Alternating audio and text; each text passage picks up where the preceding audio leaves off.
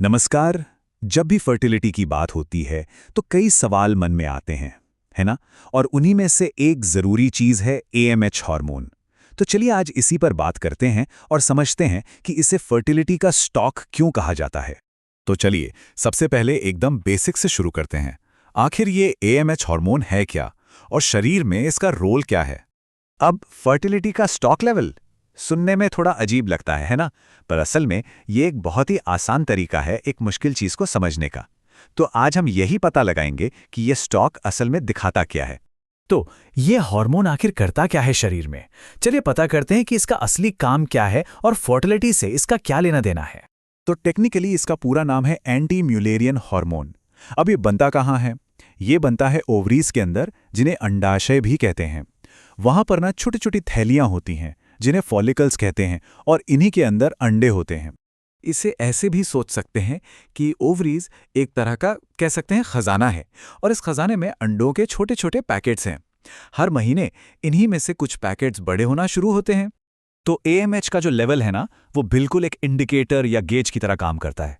ये बस एक अंदाजा देता है कि शरीर में कितने अंडे बचे हुए हैं, और इसी से ये भी पता चलता है कि गर्भधारण की संभावना मतलब फर्टिलिटी कैसी है। अच्छा, तो ये सारी जानकारी प्रैक्टिकली कैसे काम आती है? मतलब डॉक्टर कब ये टेस्ट कराने के लिए कहते हैं? देखिए, एएमएच लेवल जानना कई सिचुएशंस में बहुत काम आता है। जैसे कि अगर कोई प्रेगनेंसी प्लान कर रहा हो, या फिर आईवीएफ जैसा कोई फर्टिलिटी ट्रीटमेंट चल रहा हो। इसके अलावा अगर पीसीओएस का डाउट हो या फिर पीरियड्स इरेगुलर ना हो, तब भी ये टेस्ट बहुत ज़रूरी जानकारी दे सकता है।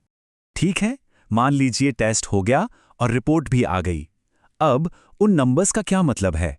चलिए रिपोर्ट को पढ़ना और समझना सीखते हैं।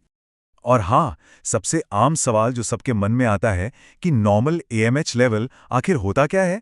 तो चलिए देखते हैं कि हाई, नॉर्मल और लो लेवल्स का मतलब क्या होता है। चलिए अपने स्टॉक वाले उदाहरण पर वापस चलते हैं। अगर एएमएच हाई है तो इसका मतलब स्टॉक बहुत ज्यादा है, जो कभी-कभी पीसीओएस का भी एक इशारा हो सकता है। नॉर्मल लेवल का मतलब है कि हाँ, स्टॉक ठीक ठाक है, फर्टिलिटी के लिए काफी है। और अगर लेवल लो है तो ये बताता है कि स्टॉक अब कम हो रहा है। ये चार्ट देखिए, इससे बात और भी साफ हो जाती है। लो स्टॉक, नॉर्मल स्टॉक और हाई स्टॉक, तीनों में कितना फर्क है, और यही फर्क एएमएच लेवल दिखाता है। अब आते हैं एक बहुत ही जरूरी बात पर।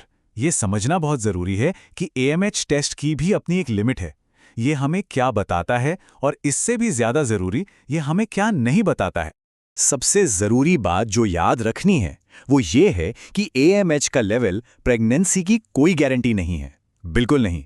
ये सिर्फ एक इंडिकेटर है, एक सूचक जो बताता है कि ओवरीज में अंडों की संख्या यानी उनकी मजबूती कैसी है। तो अगर एएमएच सिर्फ एक इंडिकेटर है तो फिर फर्टिलिटी की पूरी कहानी क्या है? सच तो ये है कि एएमएच सेहत की एक बहुत बड़ी पहेली का बस एक छोटा सा हिस्सा है। पूरी पिक्चर को समझने के लिए और भी बहुत सारी चीजें मैटर करती हैं।